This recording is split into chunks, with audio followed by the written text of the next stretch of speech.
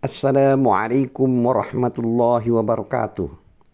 Alhamdulillahi rabbil alamin. Wassalatu wassalamu ala asrafil mursalin Sayyidina Muhammad wa ala alihi wa sahbihi ajma'in. Amma ba'du. A'udzu billahi minasyaitonir rajim. Bismillahirrahmanirrahim. يا أيها الذين آمنوا كلوا من طيبات ما رزقناكم واشكروا لله إن كنتم إياه تعبدون إنما حرم عليكم الميتة والدم ولحم الخنزير وما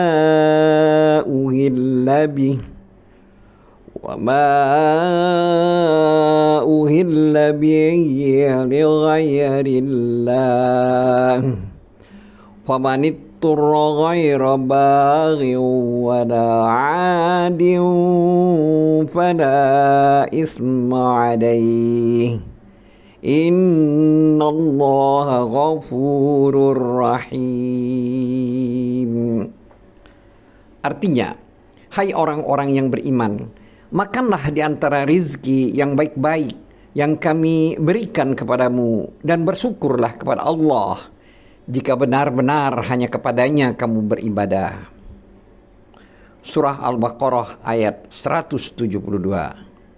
Selanjutnya arti 173, artinya sesungguhnya Allah hanya mengharamkan bagimu bangkai, darah, daging babi dan binatang yang ketika disembelih disebutkan nama selain Allah. Tetapi barang siapa dalam keadaan terpaksa memakannya sedang dia tidak menginginkannya dan tidak pula melampaui batas, maka tidak ada dosa baginya. Sesungguhnya Allah Maha Pengampun lagi Maha Penyayang. Surat Al-Baqarah ayat 173. Dulur-dulur seiman, dari kedua ayat di atas yang telah kita bacakan tadi, melalui firman-Nya Allah Subhanahu wa taala memerintahkan hamba-hambanya yang beriman agar memakan makanan yang baik-baik dari rezeki yang telah dianugerahkan Allah kepada mereka, dan supaya mereka senantiasa bersyukur kepada Allah atas rezeki tersebut jika mereka benar-benar hambanya. Makan makanan yang halal merupakan salah satu sebab terkabulnya doa dan diterimanya ibadah. Sebagaimana memakan makanan yang haram itu akan menghalangi diterima doa dan ibadah. Hal ini dijelaskan dalam suatu hadis yang diriwayatkan oleh Imam Ahmad dari Abu Hurairah radhiyallahu anhu,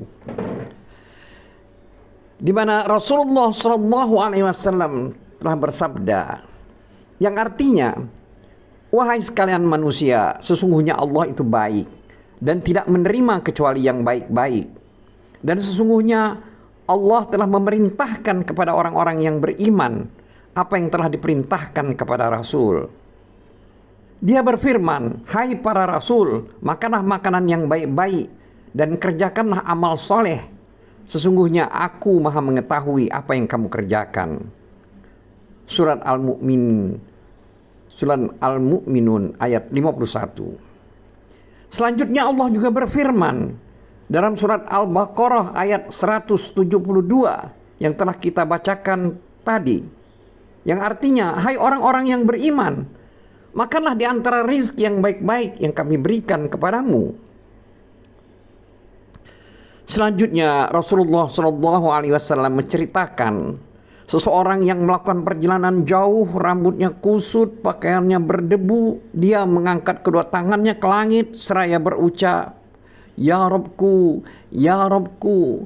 Sementara makanannya haram, minumannya juga haram, pakaiannya haram, dan dibesarkan tumbuh dengan makanan haram.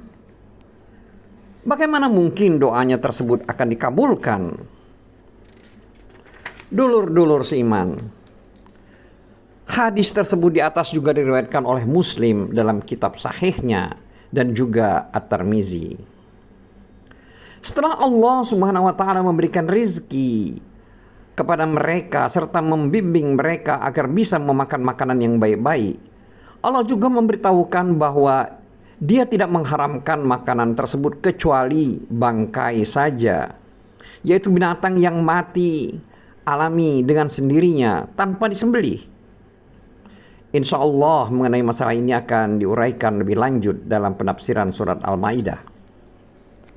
Dulur-dulur seiman, selain itu Allah Subhanahu wa taala juga mengharamkan daging babi, baik yang disembelih maupun yang mati dengan sendirinya secara alami. Lemak babi lazimnya termasuk dalam hukum dagingnya, atau karena dagingnya mengandung lemak, atau melalui kias atau analogi. Menurut salah satu pendapat, Allah juga mengharamkan kepada mereka binatang yang disembelih dengan menyebut nama selain nama Allah, baik itu dengan mengatasnamakan berhala, mengatasnamakan sekutu-sekutu Allah, tandingan-tandingan Allah, maupun yang dahulu orang-orang jahiliyah biasa mempersembahkan kurban kepadanya.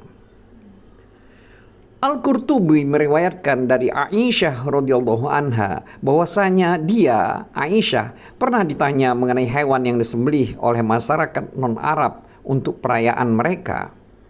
Kemudian mereka menghadiahkan sebagian dari dagingnya itu kepada kaum muslimin.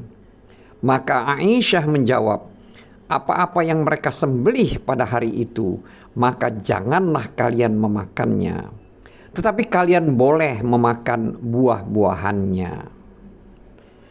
Dulur-dulur seiman, kemudian Allah Subhanahu wa taala membolehkan hal tersebut dalam keadaan darurat. Jadi ini khusus dalam keadaan darurat dan sangat mendesak ketika tidak ada makanan yang lainnya. Allah berfirman yang artinya, barang siapa dalam keadaan terpaksa memakannya sedang dia tidak menginginkannya dan tidak pula melampaui batas. Lebih lanjut Allah berfirman, maka tidak ada dosa baginya, yaitu karena memakan barang atau makanan tersebut. Lagi pula sesungguhnya Allah itu Maha Pengampun lagi Maha Penyayang. Dulur-dulur seiman, ayat ini yaitu yang artinya barang siapa dalam keadaan terpaksa memakannya sedang dia tidak menginginkannya dan tidak pula melampaui batas, itu maksudnya menurut Mujahid berarti tidak dalam keadaan merampok atau keluar dari ketaatan imam atau berpergian dalam kemaksiatan kepada Allah, maka dia mendapat keringanan. Tetapi orang yang melampaui batas atau melanggar atau dalam keadaan kemaksiatan kepada Allah, maka tidak ada keringanan baginya meskipun dia berada dalam keadaan terpaksa. Dulur-dulur seiman, hal yang sama diriwayatkan dari Sa'id bin Jubair, diperbolehkan membawanya sebagai bekal yang mengantarkan kepada makanan yang halal. Dan jika telah ditemukan makanan yang halal, maka bekal tersebut haruslah dibuang. Allah telah berfirman yang artinya tidak melampaui batas. Itu maksudnya dalam mengkonsumsinya itu tidak melebihi batas yang halal. Sedangkan dari Ibnu Abbas diriwayatkan artinya tidak sampai kenyang memakannya. Jadi tidak sampai kenyang, jadi cukup untuk agar tidak mati, dengan kata lain ya. Tetapi As-Suddi menafsirkannya dengan melanggar batas. Dulur-dulur seiman, di sini ada permasalahan, yaitu jika ada seseorang yang benar-benar dalam keadaan terpaksa menemukan bangkai dan makanan milik orang lain yang tidak dapat dipastikan pemiliknya dan tidak membahayakan, maka tidak dihalalkan baginya untuk memakan bangkai. Jadi bila ada seseorang menemukan dalam keadaan terpaksa, dia menemukan bangkai dan kemudian ada juga makanan, tapi makanan tersebut adalah milik orang lain dan dia tidak dapat memastikan pemiliknya, namun tidak membahayakan, maka tidak dihalalkan baginya untuk memakan bangkai tersebut. Jadi dia harus memilih makanan yang lain tersebut. Tetapi dia boleh memakan makanan milik orang lain tersebut. Jadi di sini, jadi jangan memakan bangkainya, tapi dia memakan makanan yang milik orang lain tersebut. Dan tidak ada perbedaan pendapat mengenai hal ini. Yang jadi masalah adalah apakah dengan memakan makanan orang lain itu dia bertanggung jawab atau tidak. Jadi di situ permasalahannya. Dulur-dulur seiman, dalam masalah ini terdapat dua pendapat. Keduanya diriwayatkan dari Imam Malik. Kemudian disebutkan hadis dari Sunan Ibnu Majah yang dinukilkan dari Syu'bah dari Abu Iyas Ja'far bin Abi Washirah. Dia berkata, aku pernah mendengar Abad bin Surahil Al-Anzi berkata, kami pernah ditimpa kelaparan setahun penuh. Lalu aku datang ke Madinah, maka aku pun memasuki sebuah kebun dan mengambil setangkai kurma. Kemudian aku memetiknya dari tangkainya dan setelah itu aku memakannya. Sisanya diletakkan dalam bajuku. Tiba-tiba pemilik kebun itu datang lalu memukulku serta mengambil bajuku. Selanjutnya aku mendatangi Nabi Shallallahu Alaihi Wasallam dan memberitahukan hal itu kepadanya. Beliau pun bersabda kepada pemilik kebun itu, engkau tidak memberinya makan pada saat dia lapar dan tidak ajari dia pada saat dia tidak tahu.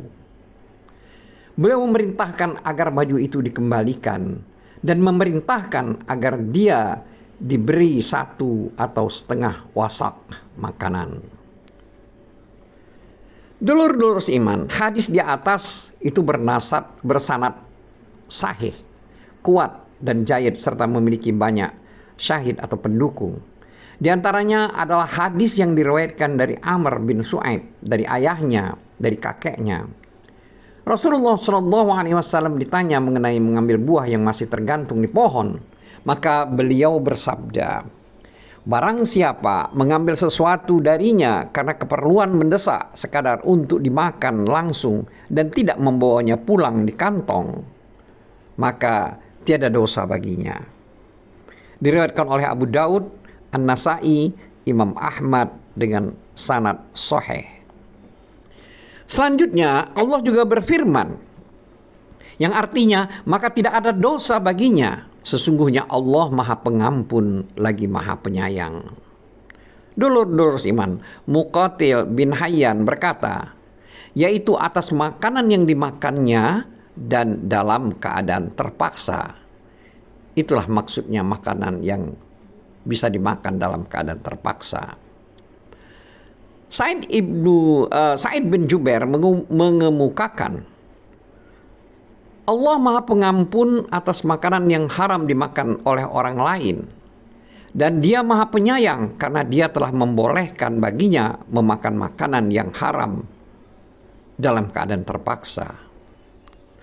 Sedangkan Waqi menceritakan, Al-Mash memberitahu kami dari Abu Duha dari Masruk, dia berkata, barang siapa benar-benar dalam keadaan terpaksa, namun dia tidak makan dan minum, lalu dia meninggal dunia, maka dia masuk neraka. Ini menunjukkan bahwa memakan bangkai bagi orang dalam keadaan terpaksa merupakan suatu keharusan atau azimah dan bukan sekadar rukhsah atau keringanan. Jadi seseorang yang dalam keadaan terdesak, tidak ada makanan, maka jika dia tidak mau makan, walaupun makanan tersebut adalah bangkai atau makanan lain yang bukan miliknya, akhirnya dia meninggal dunia, maka dia akan masuk neraka. Dulur-dulur seiman, Abu Hasan At-Tabari terkenal dengan sebutan Al-Qiyah Al-Harasi atau tukang bubur, mengatakan, inilah pendapat yang benar menurut kami. seperti berbuka puasa bagi orang yang sakit dan yang semisalnya. Wallahu a'lam bissawab. Wabillahi taufiq wal hidayah. Wassalamualaikum warahmatullahi wabarakatuh.